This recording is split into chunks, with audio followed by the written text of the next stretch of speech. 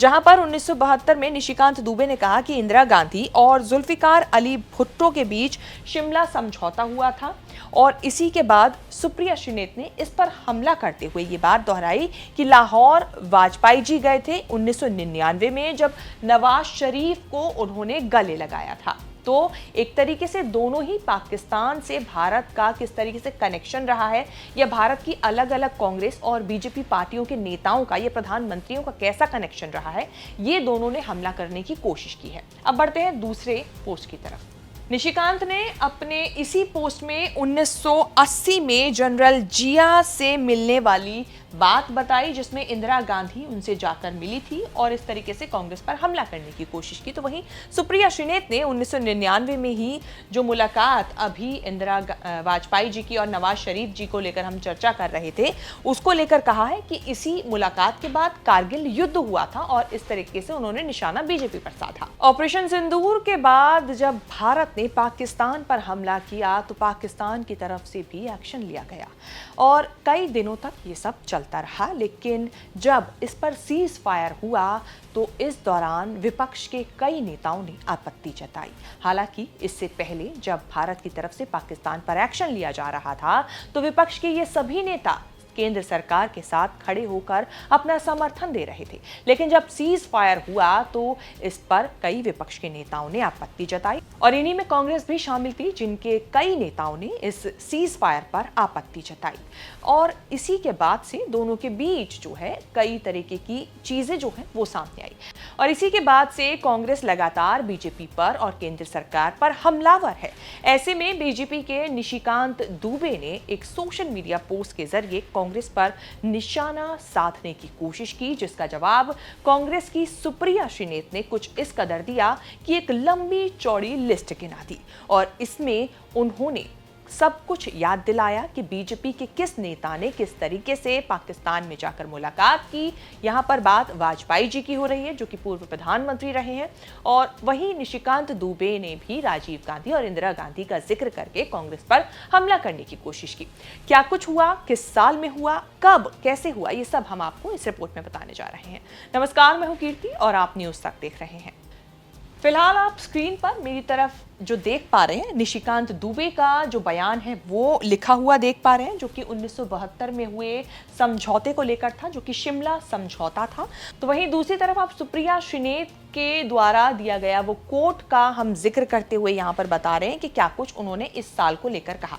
तो उन्होंने एक दूसरे पर निशाना साधने की कोशिश की, एक दूसरे की पार्टी पर निशाना साधने की कोशिश की है।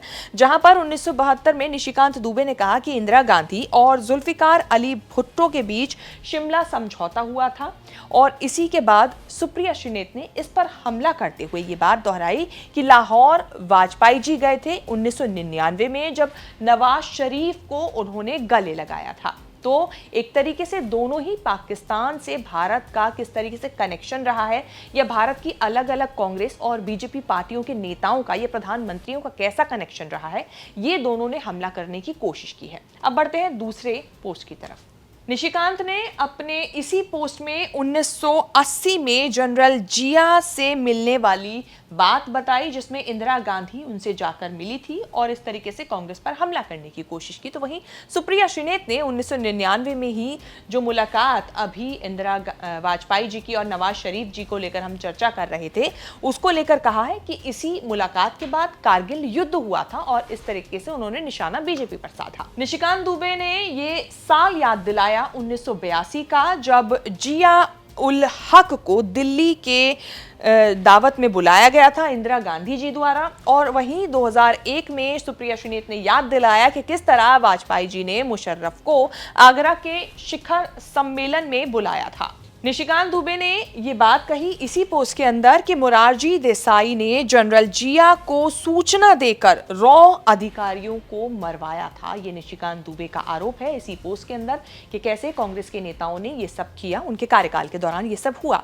2005 में आडवाणी जी पर निशाना साधते हुए सुप्रिया श्रीनेत ने कहा कि जिन्ना की मजार पर वो गए थे और धर्मनिरपेक्ष उन्होंने इस दौरान खुद को बताया था।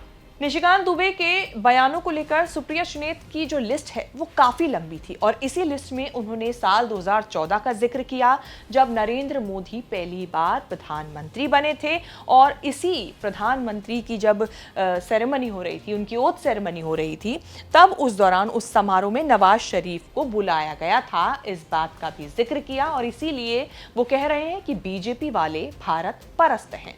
सुप्रिया श्रीनेत ने यह जिक्र भी किया कि किस तरीके से प्रधानमंत्री 2015 में नरेंद्र मोदी जो थे वो पाकिस्तान पहुंचकर नवाज शरीफ के जन्मदिन पर शामिल हो जाते हैं, उनके केक कटिंग का हिस्सा बनते हैं और इस दौरान बिरयानी भी खाते हैं। ये एक तरीके से हमला है क्योंकि उस वक्त प्रधानमंत्री नरेंद्र मोदी पाकिस्तान बिना बुलाए गए थे।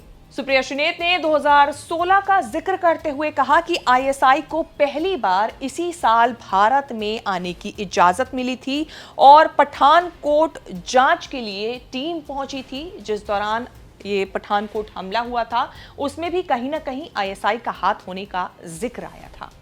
1999 का जिक्र करते करते 2025 आ गया और सुप्रिया श्रीनेत ने यहां पर 22 अप्रैल की वो घटना याद दिलाई जब पहलगाम आतंकी हमले में 26 बेकसूर लोगों ने अपनी जान गंवाई थी और इसको लेकर कहीं ना कहीं कांग्रेस लगातार कह रही है कि ये सरकार की एक तरीके से अनदेखी थी। सिक्योरिटी जो था वो कहीं ना कहीं लैप्स हुआ था, जिसकी वजह से पहलगाम में 26 लोगों ने अपनी अपनी जान गंवा दी। जैसा कि हमने कहा कि जब ऑपरेशन सिंदूर हुआ तो इस दौरान कई विपक्ष की पार्टियों ने और कई विपक्ष के नेताओं ने सभी ने केंद्र सरकार का समर्थन किया था, लेकिन जब सीज फायर हुआ तो उनके यानी कि भारत के पीछे हटने को लेकर, सरकार के पीछे हटने को लेकर विपक्षी पार्टियों ने ऐतराज भी जताया और इसी दौरान ये बात कही गई कि ऑपरेशन सिंदूर के लेकर जब एक्शन लिया गया सरकार की तरफ से तो पाकिस्तान को इसकी सूचना पहले ही दे दी गई थी। कांग्रेस की तरफ से ये निशाना भी साधा गया कि जब 11 मई को सीज फायर का ऐलान किया गया तो किसी तीसरे देश यानी कि अमेरिका ने ही क्यों किया। अगर ऐसा हुआ तो खुद प्रधानमंत्री नरेंद्र मोदी ने ये ऐलान क्यों नहीं किया। पाकिस्तान और भारत के बीच के सीज फायर को लेकर अमेरिका के राष्ट्रपति डोनाल्ड ट्रंप ने ये ऐलान क्यों किया, इसको लेकर भी कांग्रेस लगातार बीजेपी पर और केंद्र सरकार पर हमलावर रही है। तो निशिकांत दुबे और सुप्रिया श्रीनेत की सोशल मीडिया पर यह लड़ाई इस कदर वायरल हुई कि जिसको लेकर हमने आपके सामने ये खबर पेश की।